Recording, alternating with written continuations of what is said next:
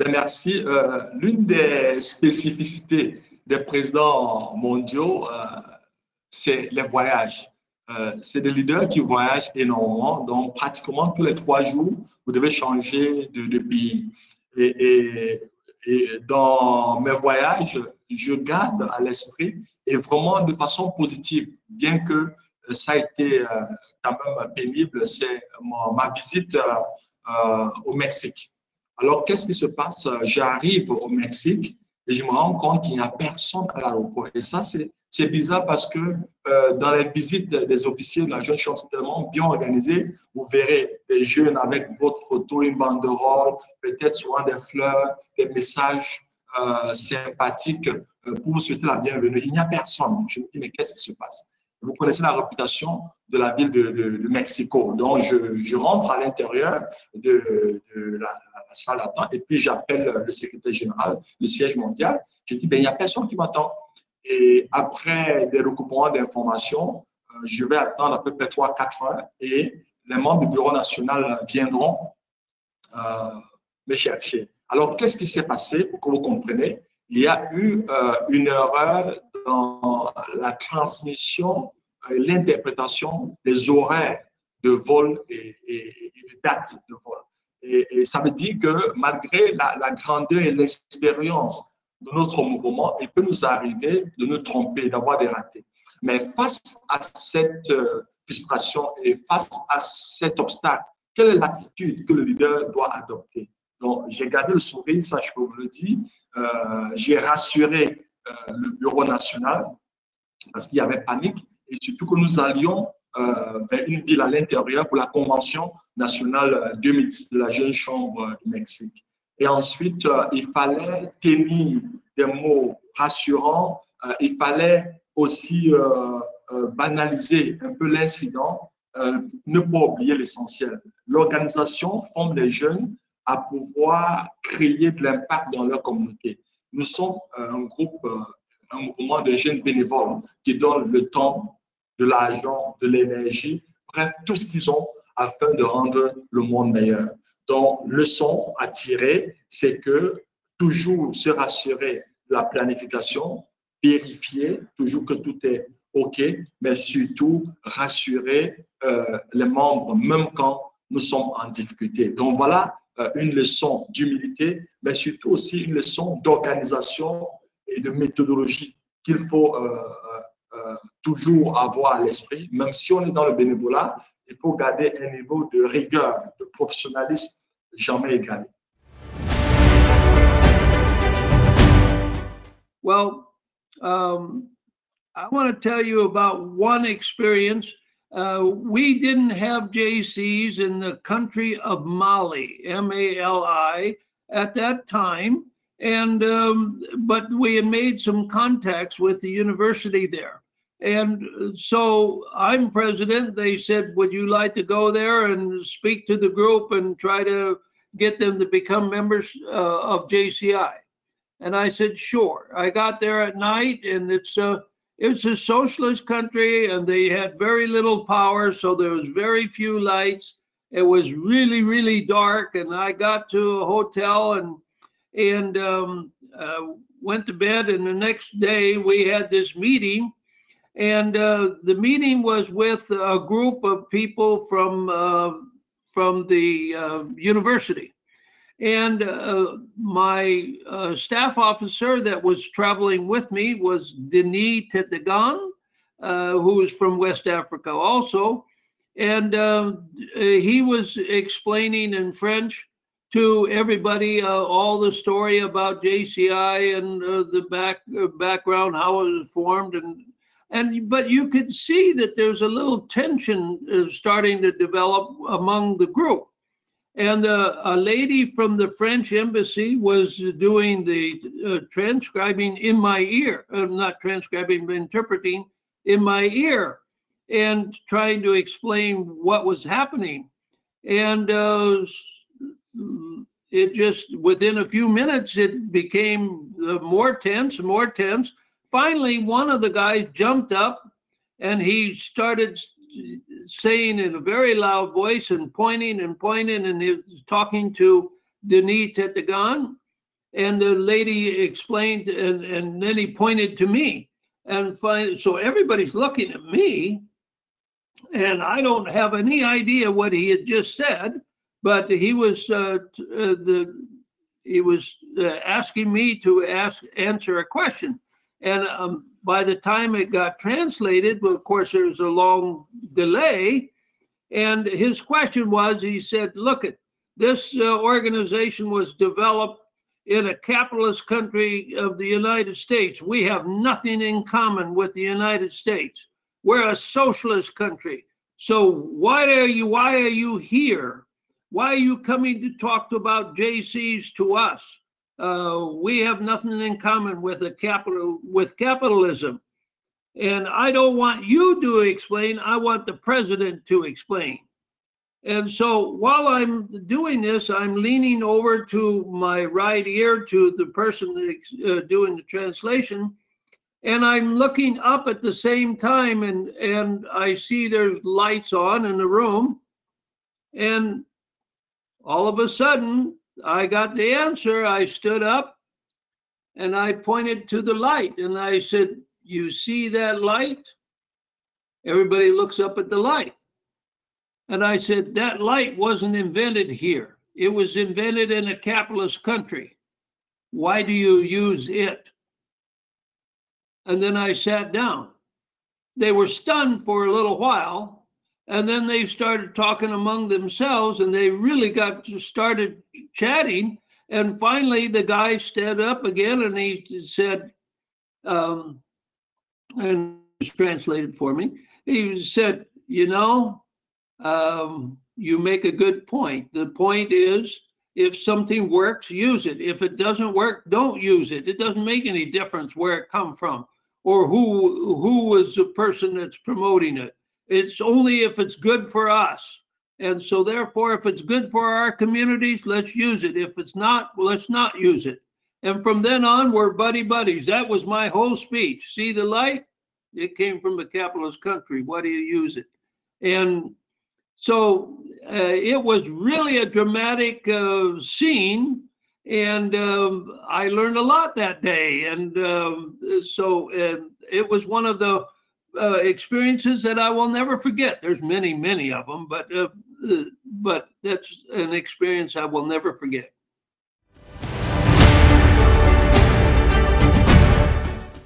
Well, in 2006, when I was president, I really wanted to go and support the guys in the Middle East because I helped start Syria and have done a lot of training in Jordan as well. And I wanted to go to Lebanon because those three countries were really doing well. And I wanted to go there and support them. And we scheduled a visit for the beginning of the year. And then suddenly Denmark had an incident with a cartoon of the prophet, which kind of blew up everything that was Danish. And the foreign ministry of Denmark wouldn't allow me to go to the Middle East. So unfortunately, I couldn't go. And then there was a war between Israel and Lebanon, and some incidents there that really had a lot of bombing in Beirut. And the situation was just blowing up, but I really wanted to go there and support them. So what we did was actually taking me to, I was flying into Jordan, and they were taking me from Jordan to Syria, and then from Syria to Lebanon. Right after the war in Lebanon. So I was actually the first person there, and we were, you know, trying to do the best we could to support the organization and really working with the guys on starting new chapters. Because when I was president, I just wanted two things. I thought that what I want is a chapter everywhere. I want to make sure that a young person between the age of 18 and 40 had the opportunity to join the organization. And then I wanted these local chapters and these local organizations to be strong.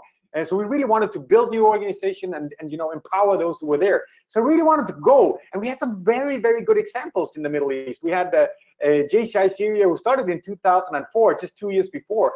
But they were already more than 200 members in JCI Damascus. They started homes with 150 members, so they were really doing well. And I wanted to go there, both to show them my support, but also to train them and help them grow even further.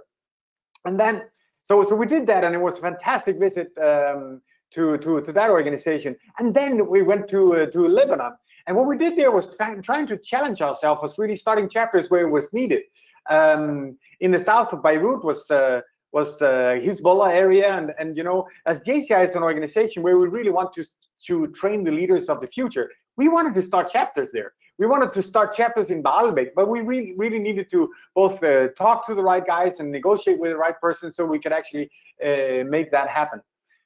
So we had some very strong negotiations. We were traveling there. It was very difficult time traveling because there was no, you know, electricity was in and out, and my hotel, there was only me and some peacekeeping force from United Nations staying there, and no one else was in the city. So it was kind of complicated, but we really made it a good visit. We had opportunities to talk to everyone from high and low, of ministers of Lebanon, and really trying to grow the organization. But it was tough. And we went to see the bombed areas, and you know, really trying to support the local people there as well. So some great challenges and some great stuff that was really difficult to work through. But we did our best, and you know, thanks to the members there who were really flexible, and we were driving across the border from Syria to Lebanon, and trying to get in that way. So it was really a challenge, almost feeling that we were smuggling through the different areas. So really a challenge, but a good one that really taught me that if you really want to, and you have people, especially those who are dedicated on a local level, everything can happen. I think I will share with you something that happened to me in 2013 in Panama, because I believe it could be relevant considering the time that the entire world is facing right now. I was invited as a president to launch the active citizenship campaign of JCI Panama in a beautiful hotel in front of the press.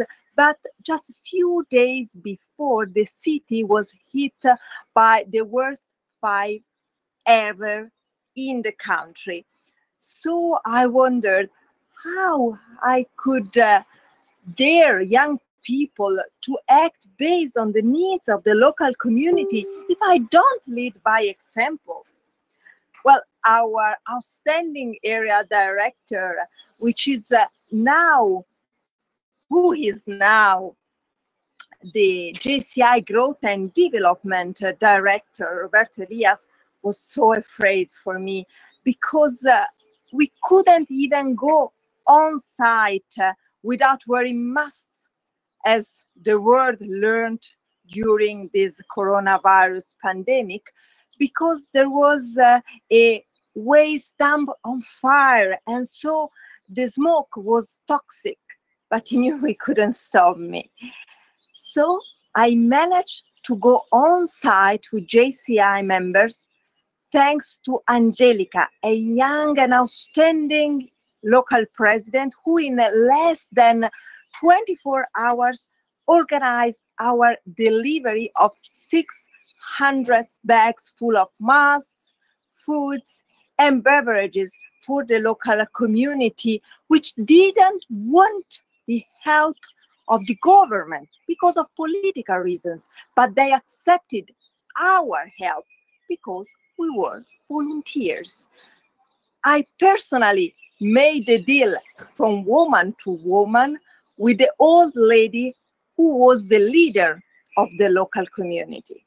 And another special touching memory of that moment is that the national president of JCI Panama, who was still recovering from 2 months in a coma in a hospital, went with me on site and spent the entire day with me, helping the local community, despite the fact that he could have had all the possible reasons to stay safe and sound at home, but he decided to dare to act. So, you know, you can call us leaders, active citizens, life entrepreneurs, but at the end of the day, in my humble opinion, JCI members were, are, and I hope will be also in the future, solution providers. C'était en 1972, à Taipei, je venais d'être élu vice-président, et le 20 novembre, soit le jour suivant mon élection, se tenait le conseil d'administration auquel je participais pour la première fois. Immédiatement, je fus saisi d'une question qui m'a droit au cœur. Elle émanait du vice-président Bahadur Bosra d'Inde, qui demandait la suppression du français comme langue officielle de la JCI. Rappelons qu'alors, il y avait 3 langues officielles, le français, l'anglais et l'espagnol.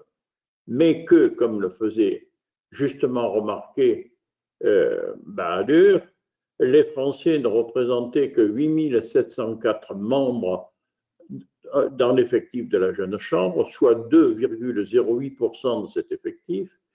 Les Hispanisants représentaient 6 956 membres, soit 1,67% de l'effectif mondial, alors que l'Inde seule avait un effectif de 9 138 membres. Bien entendu, avoir des traductions simultanées pour des Français et des Espagnols coûtait dans le budget général de la jeune chambre des sommes conséquentes qui étaient réparties sur l'ensemble des membres et dont l'Inde faisait les frais, puisque, qu'on le veuille ou non, c'était les Indiens qui payaient en partie nos traductions simultanées. Bien entendu, cette question se posait alors que le prochain congrès mondial allait avoir lieu à Nice. Et j'ai été dans l'obligation de réagir en disant, vous vous rendez compte le tollé que ça va être si vous abordez cette question à Nice, où en particulier il y aura de nombreux francophones d'Afrique qui seront présents. Ce à quoi il me fut répondu que non seulement le coût était en jeu, mais que, bien entendu, nos amis africains pourraient être sensibles au fait que les 3 langues officielles n'étaient que 3 langues du colonialisme. Résultat, on se retrouvait dans une situation où, si la question était abordée à Nice, ça risquait d'être un tollé général. Finalement, je demandais, avec l'appui du président Roy Bonassi, qui se soucie bien entendu de la bonne tenue de son prochain congrès mondial, que la question soit transmise au comité de planification à long terme, et la motion de Bahadur était retirée et ma motion pour la présenter au comité de planification à long terme était adoptée. Ouf, première étape.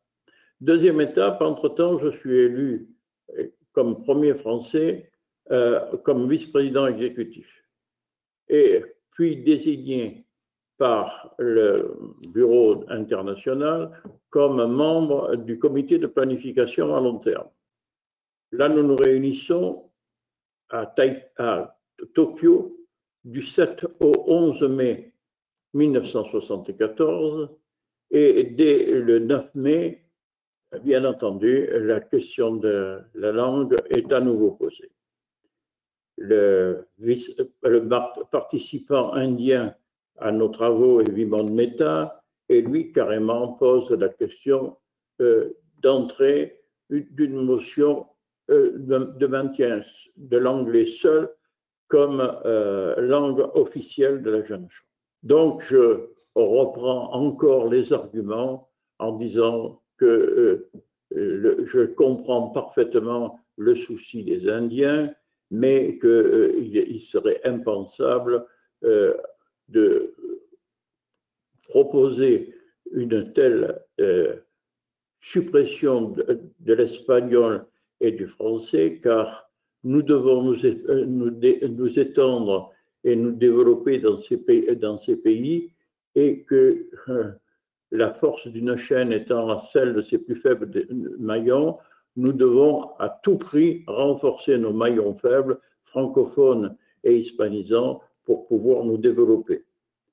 Et voyant que, étant en minorité, puisque sur 17, nous sommes 2 Européens, je suis contraint de reconnaître que si on en reste là, le français va sauter.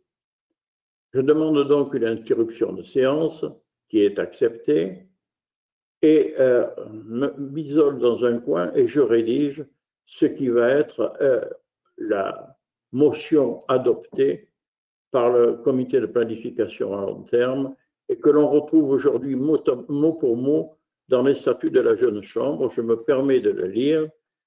Je présente une motion demandant que, en ce qui concerne les langues officielles, toutes les langues officielles des pays dont sont issus les ONM sont réputées langues officielles de la JCI. Ça répondait à la question de méta qui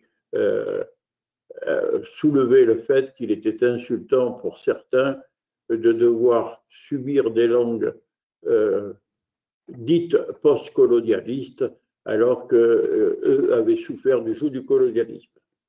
Ensuite, je poursuivais. Archives. Le secrétariat de la JCI étant situé dans un pays anglophone, les archives officielles de la JCI seront rédigées en langue anglaise. Correspondance. Les langues anglaises, françaises et espagnoles seront les langues principalement utilisées par la JCI pour sa communication interne et externe. D'autres langues de correspondance pourraient être reconnues comme telles si l'effectif du ONM dépasse 50 000 membres individuels et si une langue donnée est la langue officielle d'au moins 10 ONM. Une telle décision sera soumise préalablement au vote de l'Assemblée générale. Ce faisant, je m'acquérais le soutien des Japonais, qui était indispensable pour passer. À la lecture de cette proposition, il y eut un long silence, puis le président en exercice, J. Smith, qui était président mondial en 1974, déclara son soutien et demandant que la motion soit votée. Et à ma grande joie, elle fut votée à l'unanimité. Elle est aujourd'hui mot à mot dans les statuts. Ma surprise advint qu'à l'issue de ces discussions, je fus pris à part par 3 anciens présidents mondiaux qui me dirent « T'inquiète pas pour ton élection à la présidence mondiale, je crois que là tu as marqué les points qui feront qu'elle sera très facile. » Voilà ce que je voulais dire. 2015 was a really very special year for our organization. It was our 100th anniversary. We were celebrating our 100 years. And as you know, our organization was established, initiated in 1915. And in 2015, we were building our new century. We were starting our new century. This was also special for the work, not just for JCI, because in 2015, we were discussing 2015 global goals and how we will be reshaping our work in 2013. It was a global agenda for United Nations. In September 2015, all countries, presidents and leaders of countries come together and they signed an agreement, 2013 global. It was a special moment to have our members or organization as a part to contribute to this work.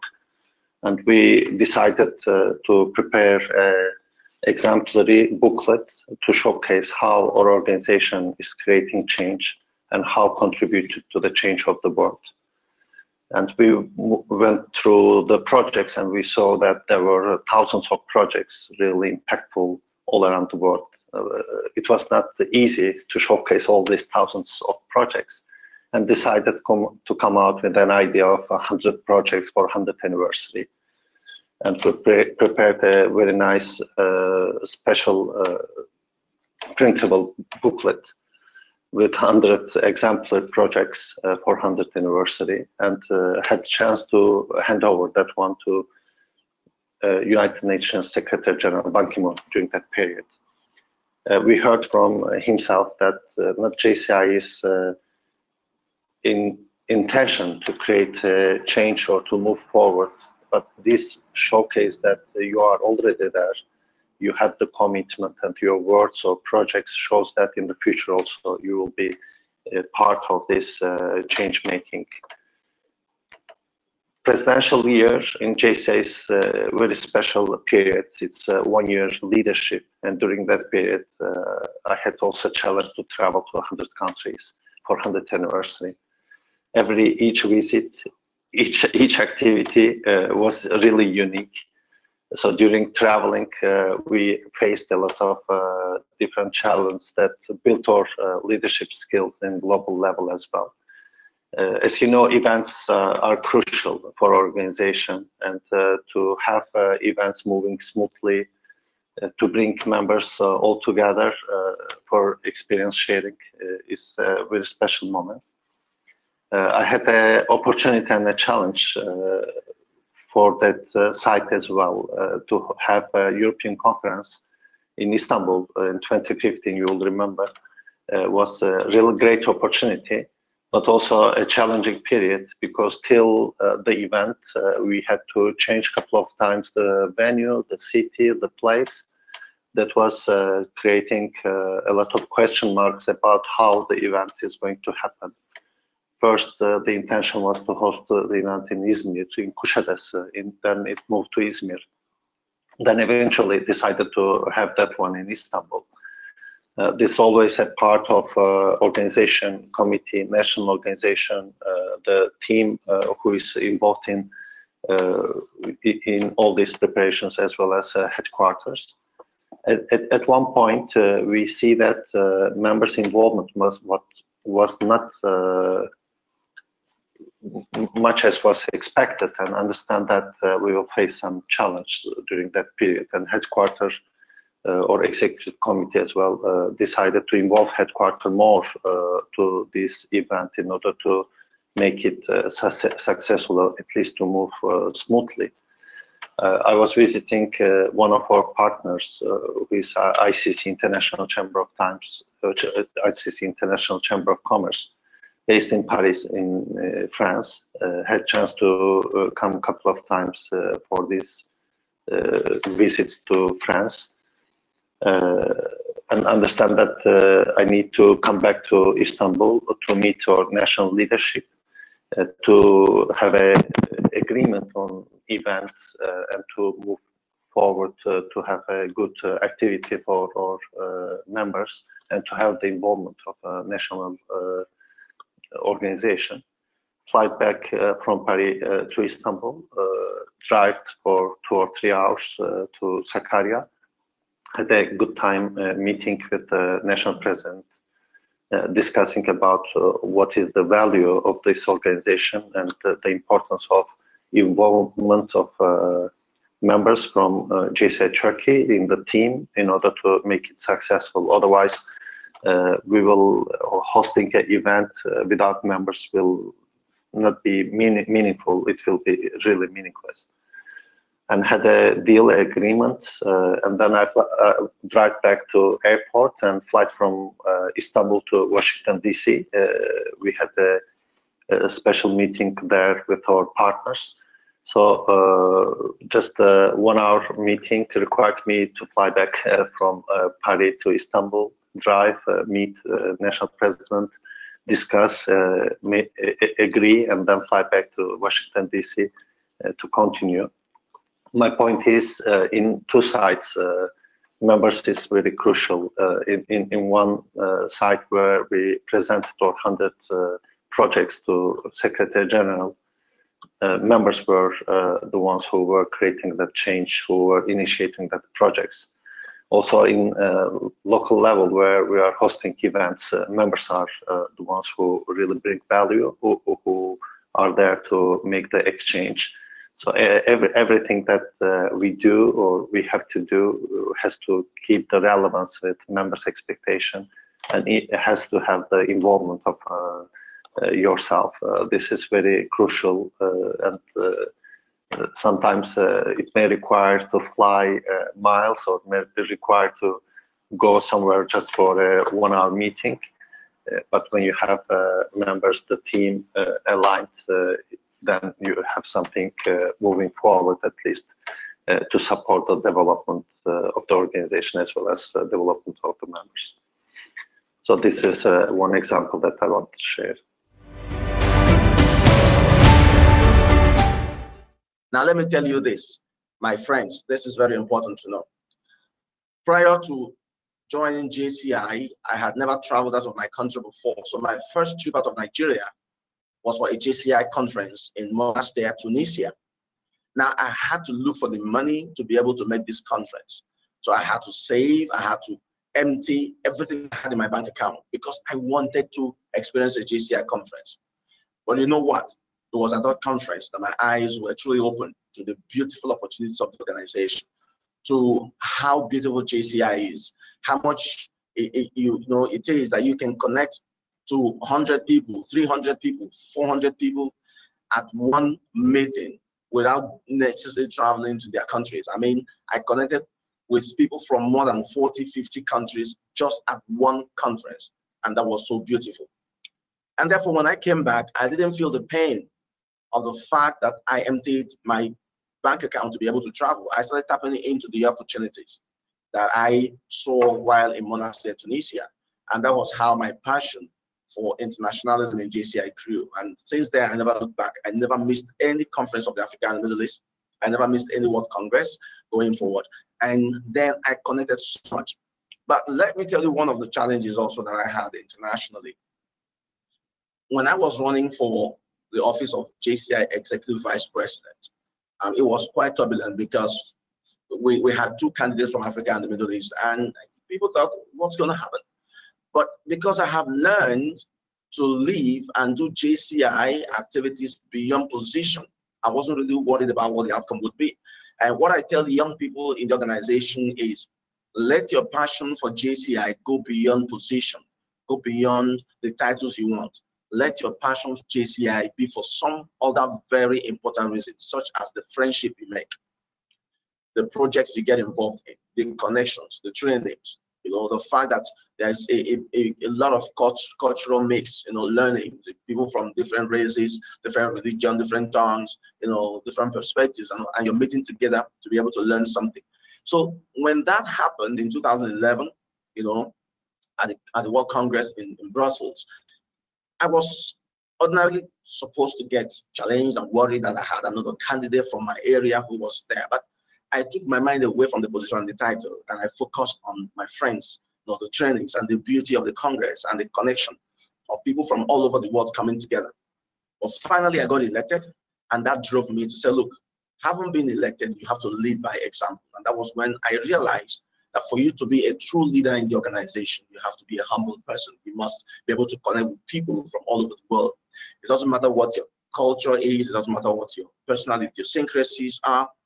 Once you meet people from different cultures and different connections, you need to actually bring yourself, to meet with them. You need to begin to change your perspective and see what are the good things you can derive from these individuals. And that was how I grew. But again, on a final note, when I was JCI president, or before I got elected, one of the challenges, or one of the things people told me would be a big challenge for me, was being able to travel because I had a Nigerian passport. And of course, there are a lot of limitations as to the number of countries I could visit. And therefore, we came up with a fair calculation. So, okay, maybe I can do 35, maybe 40 countries, just maybe if we work hard. But believe me, I traveled to 59 countries. And I mean 59 countries where I visited as JCI president, not transiting countries. And why did that happen? I challenged myself and said, look, now that the expectation is 40 countries, you can make it 59. You can make it 50. And I had to work hard, put my team together and told myself I represent a global organization of young people. And the only way they can feel me if I'm able to travel to as many countries as possible. So it was a struggle, but we pulled through it because I had to connect with people and ask questions from different countries what we need to do. And because of the friendship I had in those countries, sometimes I had to contact people unofficially to seek for their support and their advice on best ways to get visas quickly and what I need to do in the countries. And it worked like magic. So friendship helped. There was a challenge, but friendship made it possible. So on a final note, I would just like to say there will be challenges, but I want every young JCI member out there to look beyond the title and the positions that you occupy. Look beyond that and look at the passion, look at the connection, look at the beauty of the organization, look at the friendship, the trainings, the projects, the fact that at a single JCI World Congress, you can meet people from 110 countries, 105 countries. this is something that does not come in. But this is something that JCI presents to us. And we should see that as a huge, huge opportunity. And I encourage those of you who are yet to tap into the international opportunities within JCI to begin to think about that. Because when you do that, the world becomes a global village for you. I think one of the biggest lessons of leadership that I have learned over my career is really just how to be an authentic leader, how to just be you, to not try and be somebody else. And it kind of came to a head, I suppose, when I was JCI president. As a female president, I was the 72nd world president, and I was only the 4th female president. And so, of course, I got a lot of questions about what does it mean to be a female president, and how did you get to be a female president in the midst of all of these men? And of course, there were a lot of my male colleagues around me. There were a lot of, 68 past presidents that were all men. A lot of our advisors and mentors in the organization, of course, are men that I had to interact with. And there's a lot of pressure, of course, in that situation to be what they expect you to be regal, to be presidential, to be authoritative, to be direct, to be whatever it is, right? And I struggled a lot those first couple of months of how do I step into this role? How do I fulfill their expectations? And it really came to kind of a silly decision almost one day when it was early in the year, and it was actually at the European Presidents meeting, National Presidents meeting, and it was the gala dinner at the end of the weekend. And I was in my hotel room and I was getting ready, and I had a black gala dress. And of course it was February, so it was cool. It was cold. We were in Ireland. And so I wanted to take a shawl. I wanted to take a wrap with me to keep my arms warm. And I had 2 that I could choose from, and one was black and one was purple. And for those of you who know me and who know anything about my year as president, purple was my team color. Purple is my favorite color. I love purple, and I always have ever since I was a little girl. And so as I'm standing in front of the mirror, getting ready to walk out of my hotel room, I'm trying on both of these wraps. I'm trying on the black one and I'm trying on the purple one. And I'm looking at the purple one and thinking, I really like this purple one because it's my favorite color and I like the way that it looks. And then I put on the black one and thought, well, but maybe this looks more presidential. This looks more authoritative. This looks more like my male colleagues who will be wearing a tux. And I really, it seems like a really silly question or really silly decision, and something that probably most of the people in that room didn't even notice. But I sat there and I struggled with that because I was thinking, do I need to be what everybody else expects me to be, or do I want to show my own style and my own personality? And ultimately I did choose the purple wrap. And I wore the purple wrap that night, and I felt fantastic wearing the purple wrap that night. But what it taught me was that it's okay to be you.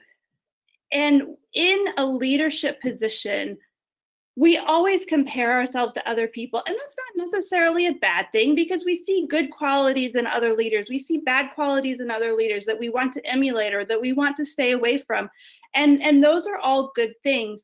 But at the core of what it is that we're doing, we need to be authentically us, because when we shine through, when our personality comes out, then people see that and people respect that and people connect with that. And so you don't have to be the best speaker from the podium. You don't have to be the best strategist. You don't have to be the best at anything. You just have to be the best at being you. And people will respect that. And people will understand that, and people will accept that. And in that way, you can feel comfortable as who you are. You can feel comfortable in your own skin, and you can feel comfortable being you and being the best you that you can be.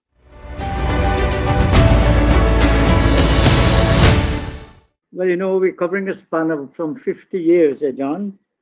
I was president in 1973. That's almost 50 years ago. So the memories are fading. But I started JC as nobody. I started as a very shy, introverted individual. And I was able to improve myself through the training I got and through the example of previous members of the organization, some of whom hold high positions in the country. Some have died, of course. And that initial shyness has disappeared. And if I have one fault now, is that I talk too much. But this is part of the JC training. When I was a young JC, there were no female members, only men.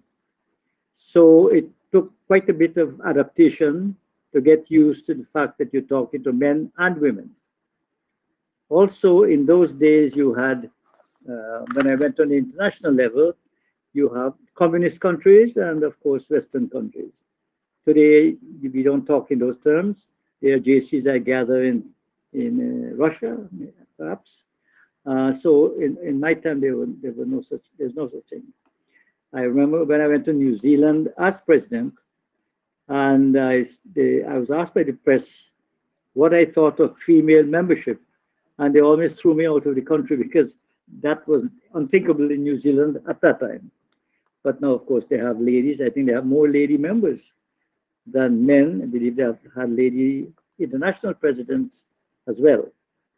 But it has been a long road. I mean, I'm talking in 1960 when I first joined. And you must have been a very young boy at that time. I'll let you work that out yourself. But I really have enjoyed the trip. A lot of people joined in my time. Some dropped out partway. But it has been a magnificent journey. And I've learned so much out of it. So everything I have, everything I've been, everything I've achieved, I owe it to the JCs. And it bothers me that I hear now, I'm not sure, that the organization has decreased in numbers and also decreased in its morality and intention.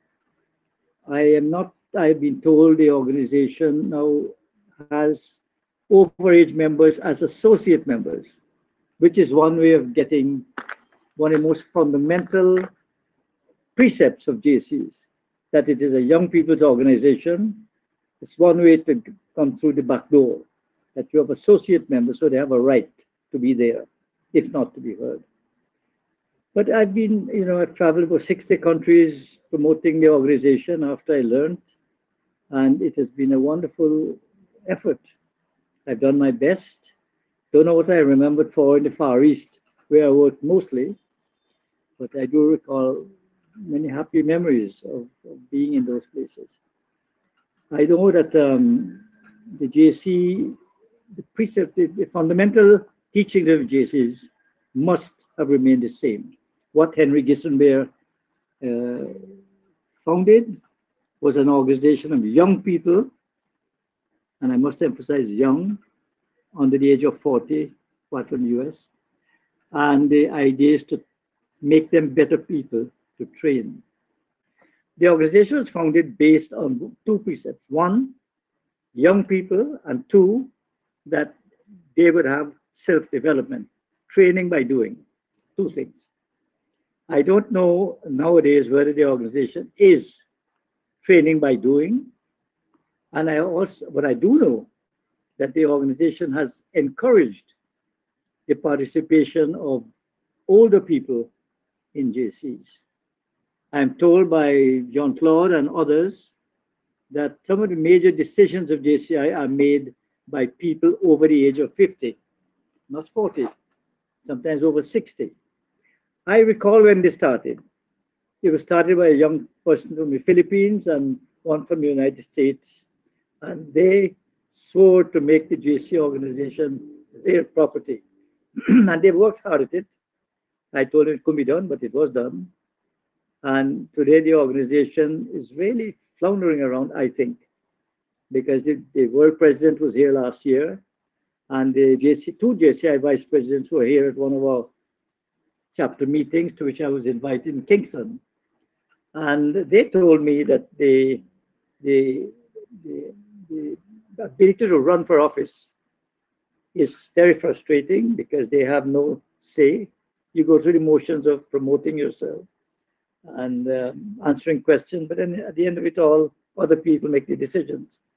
If JCI continues like this, it is going to fail.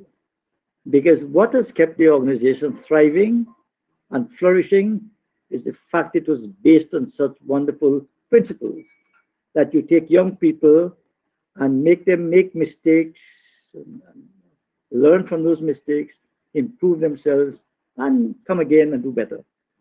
But if these young people are not allowed to make the most fundamental decisions in JCI, that's one of the most frustrating things for me as a past president. In my day, you had the elections. Of course, there's always some politics in elections. People like each other, they don't, and they vote for their friends. People campaign. I gather that nowadays the president runs unopposed because he's selected years in advance. So he or she now. And that's a great tragedy. Once that situation exists, I'm afraid that the JC organization cannot thrive. It can carry on, it can have banquets, it can have congresses, it can have conferences, but the philosophy would have been so eroded that you first have to get back to square one, build back that essential philosophy for thriving before you can move off from there.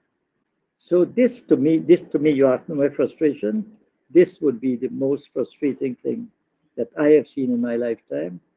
And I hope I can see some correction in the near future or in the future, even if I'm not here.